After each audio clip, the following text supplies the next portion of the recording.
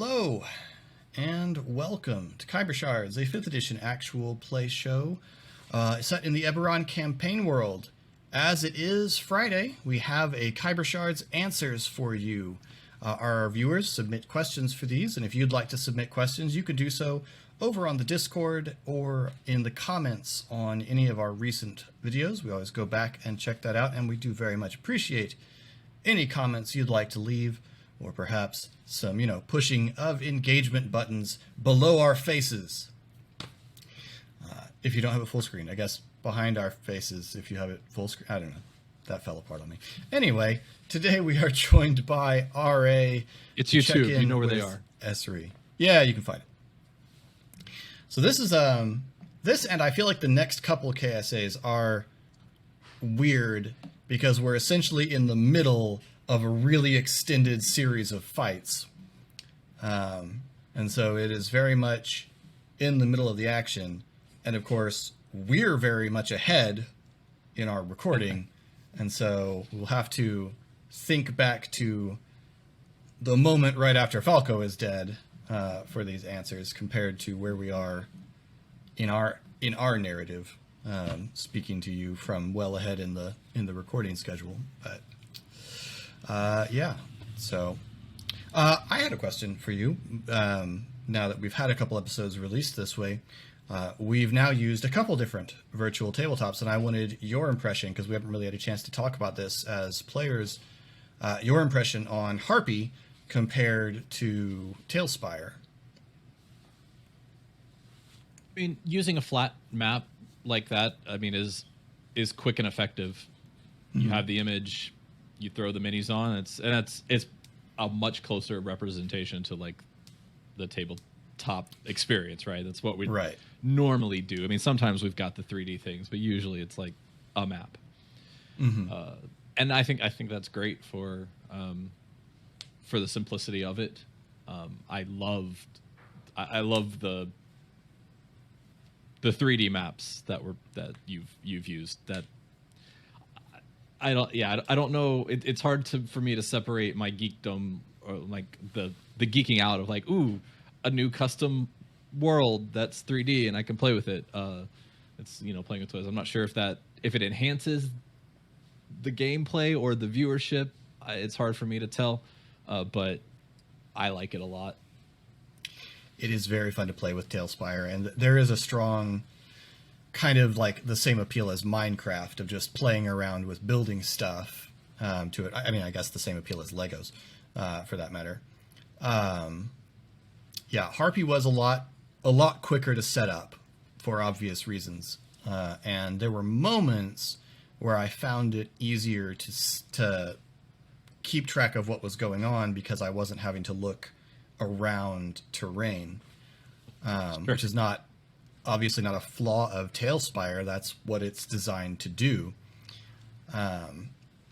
It was also a little simpler from a recording perspective because I could just screen share it. We didn't have to get someone else to record it so that the GM overlay stuff wasn't showing up. There are ways around it though, and it is really hard because Tailspire just put out a Cyberpunk set in their most recent update, and I can imagine all sorts of applications for that to Eberron, and so it's like, ooh, Cyberpunk. Okay. But yeah, there's a I spend a lot of time on Tailspire looking around. With Harpy, I put it in top-down mode, basically the whole time. I just looked at it like a map. That was easier. So, it was less engagement, and that can be good and bad. I didn't play with it much, so it wasn't distracting. Sure. Yeah, and I pretty much did the same. I left it kind of at a isometric angle, but basically the same thing. I left it at one angle and left it there.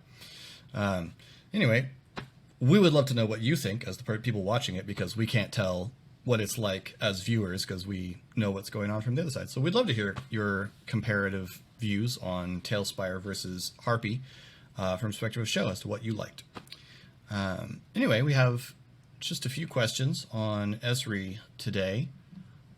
Mia would like to know, what made you decide to send the Falco zombie walking off into the wilderness rather than killing him outright. It was a particularly horrifying moment for me, thinking about being cursed to wander the world, including the swamp, forever. And I'm wondering if that you were intending it as additional punishment to Falco. Not really. So I had given our exchange earlier in the fight, I had figured out, I suppose, that something wandering off into the murk wasn't going to exist very long. So there wasn't really the thought that it wasn't that sending you out there you're going to wander forever. It's go out there to be consumed. That was the idea. There is a part of either Esri or me. Not sure if I've unpacked if Esri feels the same way as I do, but that does see resurrecting is the wrong term, but turning a fallen foe into a zombie as a particularly poetic sort of nose thumbing, that you are now a tool that I can use to aid me against your allies. And so there haven't been so many opportunities, but when that opportunity does present itself, it's definitely something I want to try to do, and Esri wants to try to do. But no, he doesn't really see the zombified corpse as, yeah, we've covered this before. The corpse is just the corpse. Right. That is no longer the person, and so it is a tool he can use. And yes, there's a little bit of what's the term? Schadenfreude? Is that the right pronunciation? Schadenfreude. Schadenfreude. Okay. With it, but only on the surface level. Yeah. Okay. Neil and also again, he knew it wouldn't be wandering for forever. It would just be. Yeah, I kind of wondered if that was more whatever. Yeah, that was my interpretation. Was more you wanted to confirm that there was something out there, and it was now you had a convenient piece of bait. Yeah. Mia would also like to know if we are terribly impressed with her for getting her question in early, since she got it in moments after the watch party ended. I think it's. Boy, I'd have to go back and remember. Second time in a row that she's done that for me. Mm-hmm. So, yeah, that's. I don't know if I'm impressed, but I'm flattered that I'm the one who gets the questions immediately, and everyone else I have to go remind her. There you go. She already knows what she wants to know about Esri. It takes thought with the others. It's there. Emily inquires, all right, if the worst came to worst and Esri was captured by Blackbriar and combined with another animal, what animal would you prefer he be combined with? And would that be dependent on whether you were still able to play as Esri after this experiment? Ooh, I don't have a stock answer for that. Animal. Man, I don't know. Probably something. Man, yeah. What's an animal that fits Esri's personality? A sloth, I guess, but not really. That makes him more vulnerable. That's not desirable. He's deliberate a lot, but not in the way to make him easy prey. Spider. Sure. Yeah. Patient. Ezra could use more hands. That's methodical, great. Poisonous. Would it depend on? No. I don't think I don't know what it would be like playing that kind of a character. I mean, a spider Esri is not something that I think can exist in polite society. It would be difficult. So therefore, we would have to be like headed out into the jungle at all times for it to be playable. So, I guess if you're saying if I had to play it, something something easy to blend in with, a bear or something that's just, I mean, just so he could pretend to be a shifter or something like that. Right. Emily would like to know, Philip, how long ago would you say you came up with the idea of a Blackbriar, or is there a secret Vadalist facility in the jungles of Stormreach in one of the 3.5 or 4th edition books? There is, yes. Blackbriar exists in the, I can't recall if it's the Zendrick or Stormreach sourcebook from 3.5. Eric and I actually used Blackbriar in our really long Eberron campaign many years ago, very differently and without the NPCs that I've attached to it. But yeah, Blackbriar exists. It's not presented in any particular way. It's just something that's sort of left there as somewhere out there in the jungle. And the existence of the Thornwall is there. But beyond that, it's not described in any detail. So it went through a number of kind of iterations as to what it was going to be like. I had for a while an idea that it was all underground, like it was this subterranean thing, like the Zoo of Death from the Princess Bride novel.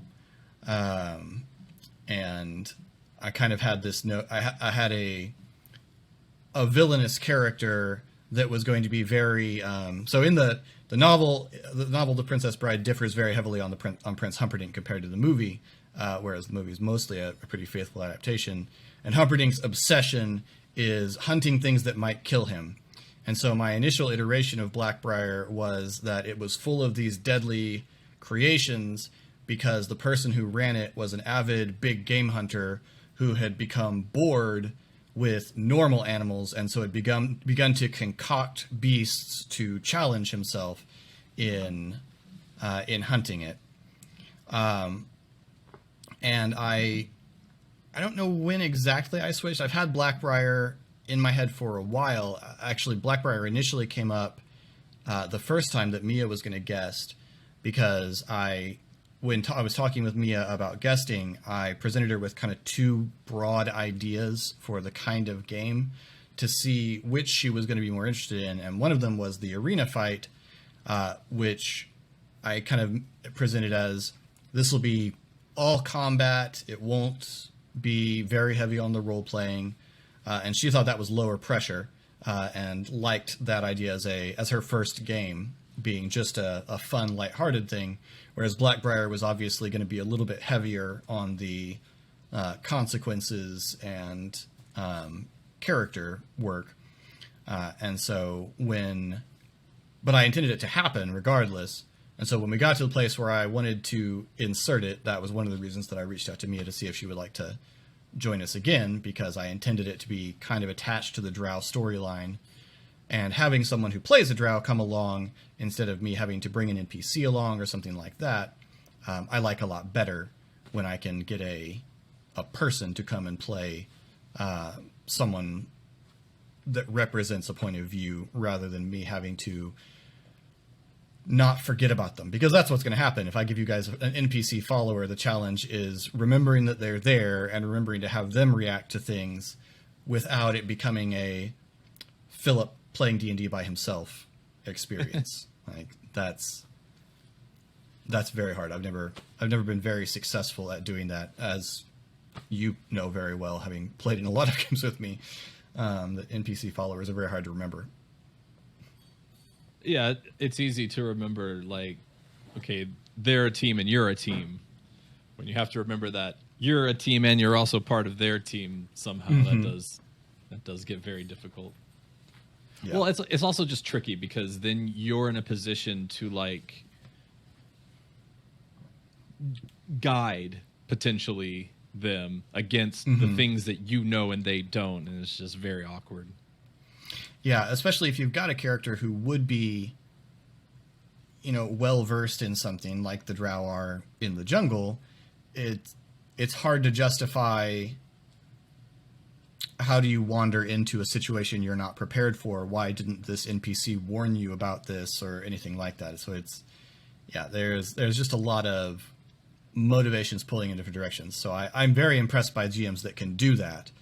I'm very, very bad at it. So being it whenever I'm in that situation, if I can pull it off, I'd always rather have somebody come along and play the NPC for me, rather than having to manage it myself.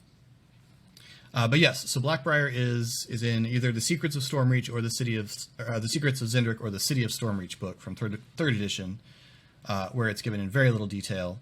The names that Ari managed to acquire in his investigation, Tyrus and I forget the other one, are names that are referenced that are in connected to Blackbriar in that book. I've just co-opted them and changed who they are, really, just reused the names and the vague positions that they're in. So if you want to use something like Blackbriar, those are the books that you want. Laura wants to know, is Esri optimistic about finding Dane at this point? And then she edits, I don't think Esri is optimistic about anything, but does he think there's a chance? A good edit. So the simple answer is no, but I don't think the simple answer covers it really. So he hasn't thought that there was a chance of rescuing Dane from the beginning. At no point has he thought really that was legitimately in play. He is here because him going is what kept Thora from going herself. And in his mind, Thora going was much bigger risk to the group as a whole, long term, than them going and dealing with it. Sorry, that was a lot of mixed pronouns, but Thora going is more dangerous than Strike Force going. And so that presumably informs why Esri pushed so hard for the let's be as cautious as possible. Yeah, absolutely. If Thora had pushed to the extent where it was either you go now or I go now, he would have gone now. Sure. Because that was his goal, to keep her from going. Given that she was okay, I mean, probably not happy, but at least, what's the right term? Made allowance for us to take our time. Yeah, he was going to take it.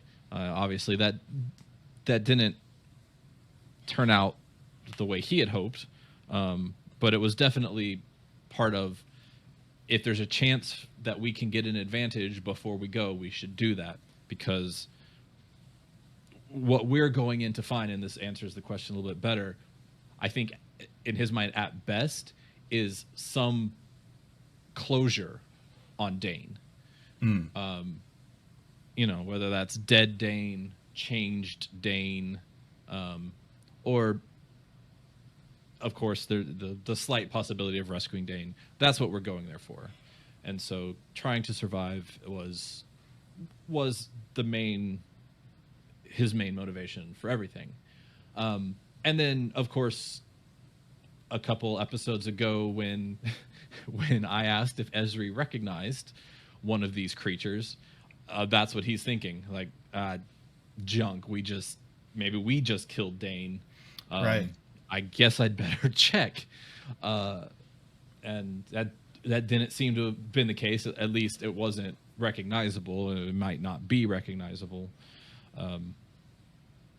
So yeah, no, he none of the, well, sorry, let me not just stutter my way through this. He was at no point optimistic about this mission in terms of Dane. Mm-hmm. Yeah, that makes sense, and I think that's interesting. I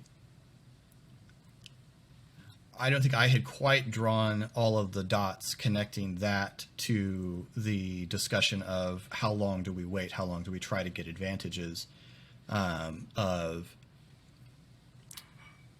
obviously it's a risk-reward game, but I'm now realizing that it was not so much, obviously Esri is risk-averse, but not just about risk aversion. It was as much Esri had no expectation of any reward coming out of going, except Thora doesn't go, and that makes a lot of sense. Well, that's interesting. Of course, you hear once we explored things, and you keep hearing like, oh, no one comes out of there, and top secret facility, and he was captured by one house and transferred. It's like, what are the odds? What are they keeping him alive for? I mean, they're not telling us he's alive. So if he's alive, they're doing something to him. Mm-hmm. And from a certain point of view, if you follow that down logically, okay, if he is alive, they're torturing him, getting information out of him, something like that. Right. And so there certainly are motivations to hurry. They just weren't Esri's motivations. Sure. Yeah. Outweighed by other considerations. Makes sense. Thank you all so much for the questions. As always, if you'd like to submit questions, you can do so on our Discord or in comments on any of these videos. As we start off with the new channel, we do very much appreciate any likes and subscribes. Tell your friends where we are, and share the exciting news of the Laughing Tree. Paint laughing faces on any trees you saw, any trees you see. Yes, do that. Don't do that. Please do that. Don't. Sorry, just for legal reasons, we don't encourage like the, vandalism. The googly eyes vandalism that you see people do. They just stick googly eyes on things. See some of that on trees. New episodes of Khyber Shards drop every Monday. New Khyber Shards answers every Friday. And until next time, thanks for rolling with us.